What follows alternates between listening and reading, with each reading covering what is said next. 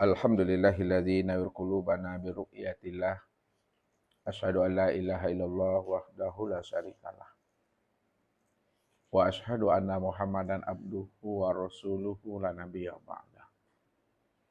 Faqala Allah Ta'ala fil Qur'anil Karim. A'udzu billahi minasyaitonir rajim. Bismillahirrahmanirrahim. Subhanalladzi asra bi 'abdihi lailan minal masjidil harami ilal masjidil aqsa. Alladzi barakna haulahu linuriyahu min ayatina. Innahu huwas samiul basir.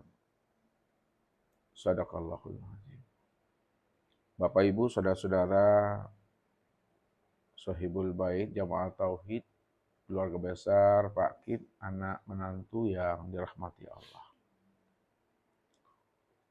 Bulan Rajab mengingatkan kita kembali kepada suatu peristiwa yang agung dan dahsyat yang tidak pernah hilang dimakan masa dan waktu hingga terbelahnya langit dan bumi ini. Inilah suatu peristiwa yang dikenal namanya dengan Isra dan Mi'rajnya baginda Rasul Nabi Muhammad SAW, di mana beliau diperjalankan oleh Allah dari Masjidil Haram, Makkah, tanah suci. Terus beliau melanjutkan perjalanan namanya di Thaifah.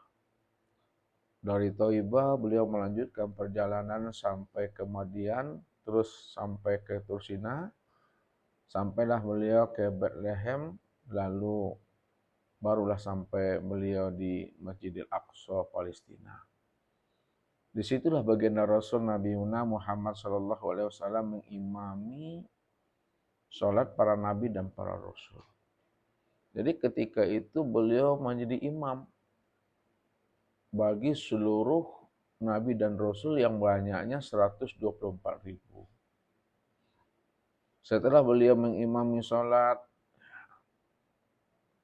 para nabi dan para rasul, barulah beliau melakukan namanya Mi'raj. Ketika beliau melakukan perjalanan Mi'raj, menaiki namanya tangga langit atau 7 petala langit, di situ beliau juga menemui ruhaniyah para nabi dan para rasul. Makanya pada langit yang pertama, beliau itu berjumpa dengan ruhaniyah Nabi Adam alaihi salam sebagai khalifatullah. Langit yang kedua, beliau jumpa dengan ruhaniyah Nabi Isa dan Nabi Yahya. Terus beliau menaiki langit yang ketiga, maka beliau pun berjumpa dengan Nabi Yusuf. Langit yang keempat, beliau berjumpa dengan ruhaniyah Nabi Idris. Pada langit yang kelima dan keenam, maka beliau berjumpa dengan ruhaniyah Nabi Harun dan Musa. Sampailah beliau menaiki langit yang ketujuh, disitulah beliau menemui ruhaniyah Nabi Ibrahim Khalilullah. Maka Rasulullah terus melanjutkan perjalanan sampai di batas alam Qadim dan alam Baharu. Ini yang disebut namanya Sidratul Muntaha. Maka di Sidratul Muntaha itulah Rasulullah itu melihat wajah Jibril, rupa Jibril itu secara nyata dan sempurna. Walaqad ra'ahu nazlatan ukhra inda Sidratil Muntaha. Indaha jannatul ma'wa isya'asa sidrata mayaksha. Ketika Rasulullah telah sampai di Sidratul Muntaha, beliau langsung melihat wajah Jibril secara nyata. Ketika itu Sidratul Muntaha itu diliputi oleh sesuatu yang meliputinya.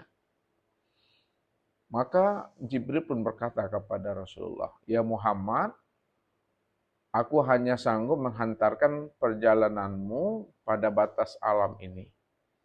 Batas alam inilah batas perjalanan aku menghantarkan dirimu sebagai seorang murabi, sebagai seorang pembimbing bagi dirimu. Nah, sekiranya aku naik bersamamu, hai Muhammad, maka diriku ini akan hancur dan terbakar." Maka Rasulullah pun pada saat Jibril telah mengantarkan beliau sampai di Sidratul Muntaha itu, batas alam Sidrat itu artinya batas, muntaha itu artinya penghabisan. Jadi batas penghabisan alam, batas terakhir alam. Maka Rasulullah menemui Tuhannya, naik ke makom namanya alam Baitul Ma'mur. Maka di alam Baitul Ma'mur inilah Rasulullah menemui seorang pemuda. Maka ketika itu Nabi itu kaget dan heran dia. Apa yang membuat Nabi itu kaget dan heran? Karena beliau merasa beliaulah yang pertama kali sampai di makom Baitul Ma'mur itu. Rupanya setelah beliau sampai di makom Baitul Ma'mur, beliau berjumpa seorang pemuda. Disitulah Nabi itu berkalam di dalam hatinya. Apakah pemuda ini adalah sosok seorang malaikat atau dia ini sama seperti aku manusia biasa? Ketika itulah Rasulullah itu bertanya kepada pemuda tadi, "Wahai anak muda, apakah engkau ini seorang malaikat atau engkau manusia sama seperti aku ini?" Maka ketika itu pemuda itu memberi jawaban, "Ana basarun mislukum yuha ilayya." Ya Muhammad, aku ini adalah manusia biasa sama seperti dirimu dan aku bukan malaikat. Aku juga mendapatkan petunjuk dari Allah sebagaimana dirimu juga mendapatkan wahyu daripada Allah. Kalaulah engkau adalah seorang pemuda, manusia seperti aku, lalu apa wiritan dirimu? Apa amalan kamu yang membuat kamu itu bisa sampai di makom Baitul Ma'mur ini? Padahal aku mengira dan menyangka bahwa akulah orang yang pertama kali memasuki alam Baitul Ma'mur ini. Rupanya ketika aku sampai, dirimu dah lebih dahulu daripada aku. Amalan aku ya Muhammad, ada 3 yang aku wiridkan. Apa itu kata Rasulullah? Yang pertama, amalan aku yang selalu aku wiridkan itu, lisanku ini selalu basah untuk berzikir dan ingat akan Allah. Qiyaman wa qu'udan wa ala junubihim. Pada saat aku dalam keadaan berdiri, aku juga ingat kepada Allah. Pada saat aku dalam keadaan duduk, aku juga ingat kepada Allah. Pada saat aku juga berbaring, aku tetap ingat selalu kepada Allah. Inilah orang yang mudawamah tenggelam di dalam sirullahnya itu. Dan yang kedua, amalan aku ya Muhammad, di mana hatiku ini selalu ada mahabbahnya, ada rindu dan bermanja-manja dengan Allah. Hatiku selalu aku gantungkan ke masjid. Makanya dikatakan, yang dikatakan masjid itu adalah qalbul mu'min baitullah. Hatinya hamba setiap yang beriman, itulah baitullah. Itulah yang rumah Allah. Rumah Allah itu adalah tempat untuk mengingat akan Allah. Tempat kita bermanja-manja, bermahabbah dengan Allah. Dan yang ketiga ya Muhammad, amalan aku itu di mana aku tidak pernah durhaka kepada ayah bundaku.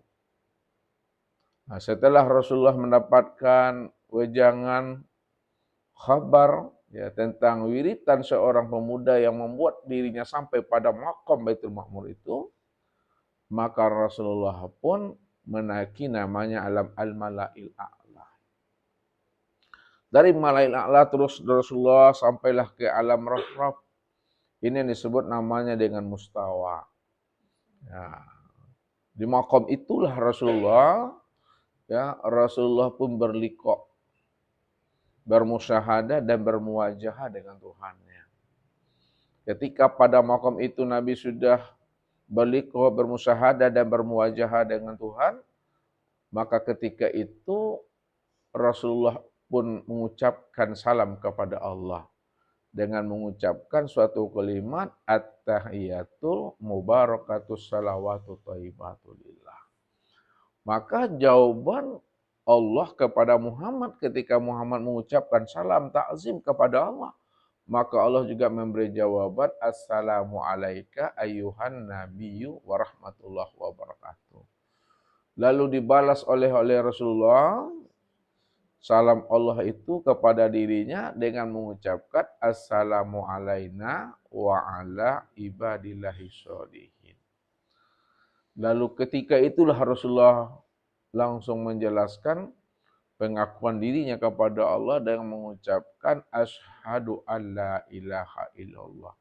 Lalu Allah beri jawabannya wa asyhadu anna Muhammad Rasulullah. Inilah ya doa munajat, ya, percakapan dan dialognya Rasulullah dengan Tuhannya. Dan ini yang kita jadikan sebagai bacaan kita di dalam sholat pada saat kita tahiyat akhir, yang disebut namanya dengan munajat, berbisik-bisiknya Muhammad dengan Tuhannya, ya, bermanja-manjanya hamba dengan Robnya itu. Nah, setelah Rasulullah berdialog dengan Tuhannya, maka disitulah ya Allah ya menyampaikan kepada Rasulullah, ya Muhammad, apa yang engkau minta kepada aku ya Muhammad? Lalu apa jawaban Rasulullah? Ya Rob, ya Ilahi, aku tidak meminta apa-apa pun dari engkau ya Allah, melainkan hanyalah mengharapkan ridhomu. Ilahi anta maksudi wa ridhoka matlubi. Setelah Rasulullah menyampaikan mahabbahnya, rindunya berjumpa dengan Allah, asiknya bermanja-manja dengan Tuhan, maka sebagai bukti bagaimana Rasulullah tetap bermahabbah, rindu selalu dalam dekapan rahmat dan kasih sayangnya Allah, maka disitulah Allah memerintahkan Rasulullah itu mendirikan namanya sholat. Nah, sholat yang didirikan itu adalah sholat daimun, sholat yang berkekalan. Ya, makanya Allah katakan wal baqiyatus sholihatu khairun inda rabbika. Amal soleh yang daimun, amal soleh yang berkekalan, amal soleh yang 24 jam, yang ingat hati dan rohani tetap selalu kepada Allah, khairun inda rabbika. Itulah amal yang lebih baik. Itulah amal yang disukai. Itulah amal yang dicintai oleh Allah kepada hambanya sebagai bentuk mahabbahnya seorang hamba kepada Rabb-nya itu. Nah, setelah itu baru Allah memerintahkan kembali namanya sholat yang 50 rakaat. Kemudian turun lagi perintah sholat 17 rakaat yang dikatakan namanya sholat yang 5 waktu itu, yang kita dirikan sekarang. Setelah sempurna perintah sholat diberikan Allah kepada Rasulullah dan untuk hamba dan umatnya, maka di situ pula lah Allah menyempurnakan Rasulullah itu dengan 4 ilmu di sana. Ya, untuk mendirikan ibadah sholat itu mesti dengan ilmu syariat, thariqat, hakikat, dan ma'rifat. Nah, setelah Rasulullah mendapatkan kesempurnaan 4 ilmu itu ketika beliau berliqah dengan Tuhannya, maka Rasulullah pun turun ke alam syahada ini, waktu yang dipakai oleh Rasulullah sepertiga malam dari perjalanannya. Nah, kita akan bercerita sore ini Bapak Ibu, ya, bagaimana kita mengambil hikmah dan iktibarnya. Kita tidak akan bercerita sedetailnya dari awal sampai akhir, ya, karena ini telah Ustaz bukakan, namun kita akan kaji lebih dalam, kita akan bahas lebih detail apa sebenarnya ya yang mesti kita pahami dari setiap kisah Isra dan Mi'raj ini.